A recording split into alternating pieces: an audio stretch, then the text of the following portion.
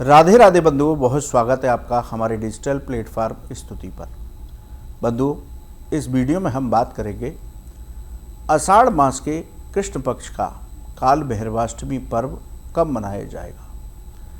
इस दिन भैरव जी की पूजा किस विधि से करनी चाहिए,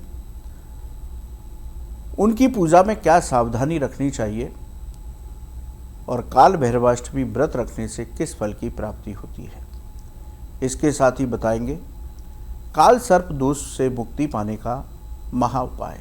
बंधुओं, काल भैरवाष्टमी का पर्व हर महीने होता है।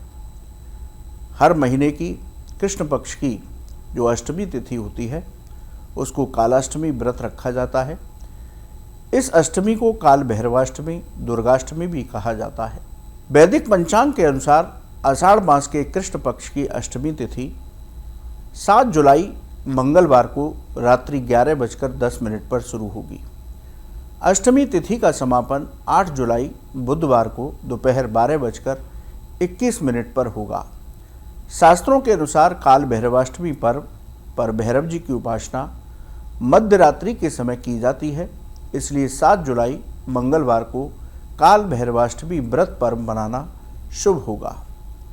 यदि हम पूजा के मुहूर्तों की बात करें तो 7 जुलाई को काल भैरवाष्टमी व्रत पर्व पर शुभ मुहूर्त में पूजा करने से उत्तम फलों की प्राप्ति होती है। मध्य रात्रि में पूजा अवश्य करनी चाहिए। 7 जुलाई को अभिजीत मुहूर्त दोपहर 12:05 से दोपहर 12:58 तक रहेगा। अमृत काल का मुहूर्त सुबह 11:31 से दोपहर 1:08 तक रहेगा। इन मुहूर्त में दिन की पूजा करना शुभ होगा। वहीं रात्रि में 12 बजे निष्ठा मुहूर्त की पूजा करना शुभ होता है। इन मुहूर्त में पूजा करने से व्रत और पूजा का पूरा फल प्राप्त होता है। अब बात करते हैं काल भैरवाष्टमी के दिन किस तरह पूजा करनी चाहिए।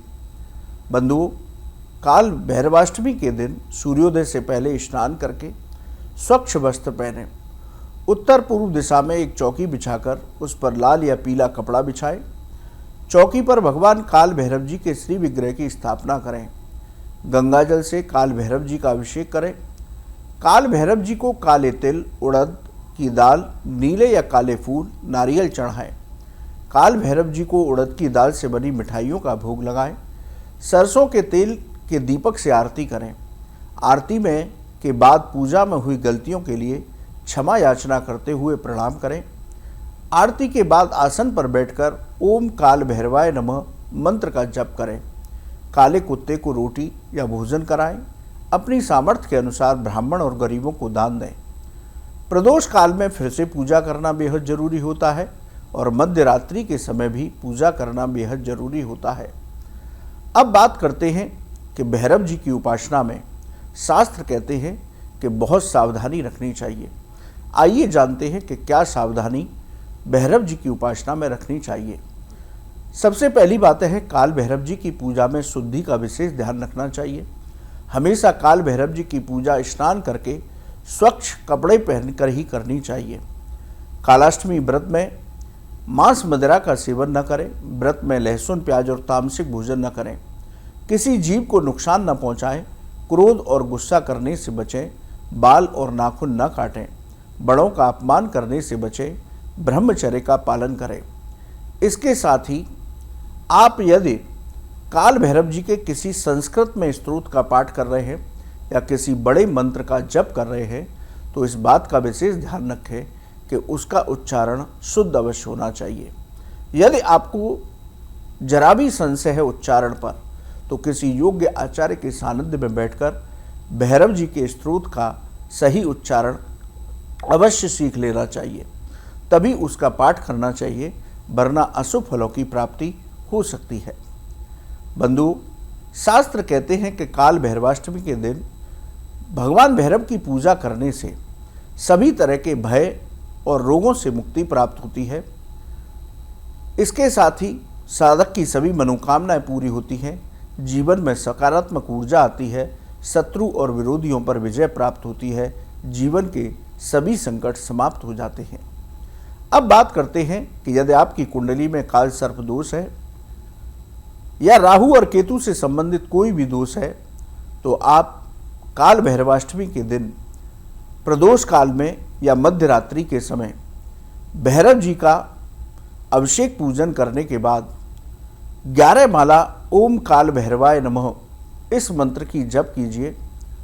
मंत्र की समाप्ति पर कुत्तों को भोजन कराइए और पीपल के वृक्ष पर एक सरसों के तेल का दीपक जलाइए। यदि आप काल भैरवाष्टमी के दिन ये उपाय करते हैं तो आपकी कुंडली का काल सर्प दोष शांत होगा। राहु और केतु की वजह से आपके जीवन में जो समस्याएं आ रही हैं उनका निराकरण अवश्य होगा। इसलिए बंधुओं, इस उपाय को अवश्य कीजिए। बंधुओं, आपको ये वीडियो कैसा लगा कमेंट बॉक्स में लिखें। राधे राधे। क्या आप जानते हैं श्री कृष्ण ही काली है? क्या आपको पता है राधा जी ने श्री कृष्ण के सामने कौन सी 3 शर्तें रखी थी? क्या आप जानते हैं कि द्रौपदी पिछले जन्म में कौन थी और उन्हें 5 पति कैसे मिले? स्तुति चैनल पर सोमवार से शुक्रवार हम लेकर आ रहे हैं ऐसी ही पौराणिक और रहस्यमय कहानियों की खास सीरीज, जहां हर कहानी में छुपा है धर्म, रहस्य और जीवन का गहरा सच। तो अभी स्तुति चैनल को सब्सक्राइब कीजिए और इस अद्भुत सफर का हिस्सा बनिए। इस वीडियो में दी गई जानकारी केवल पौराणिक मान्यताओं, धार्मिक विश्वासों और ज्योतिषीय तथ्यों पर आधारित है। स्तुति इनकी पुष्टि नहीं करता। किसी भी उपाय को अपनाने से पहले संबंधित विशेषज्ञ से सलाह जरूर लें।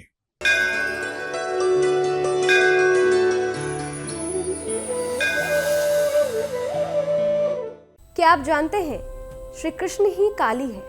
क्या आपको पता है राधा जी ने श्री कृष्ण के सामने कौन सी 3 शर्तें रखी थी?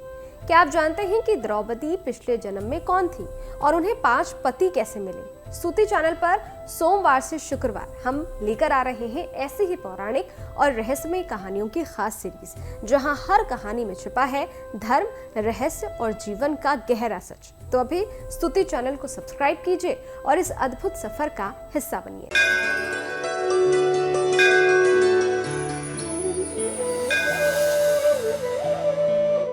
क्या आप जानते हैं श्री कृष्ण ही काली है? क्या आपको पता है राधा जी ने श्री कृष्ण के सामने कौन सी 3 शर्तें रखी थी? क्या आप जानते हैं कि द्रौपदी पिछले जन्म में कौन थी और उन्हें 5 पति कैसे मिले? स्तुति चैनल पर सोमवार से शुक्रवार हम लेकर आ रहे हैं ऐसी ही पौराणिक और रहस्यमय कहानियों की खास सीरीज, जहां हर कहानी में छुपा है धर्म, रहस्य और जीवन का गहरा सच। तो अभी स्तुति चैनल को सब्सक्राइब कीजिए और इस अद्भुत सफर का हिस्सा बनिए।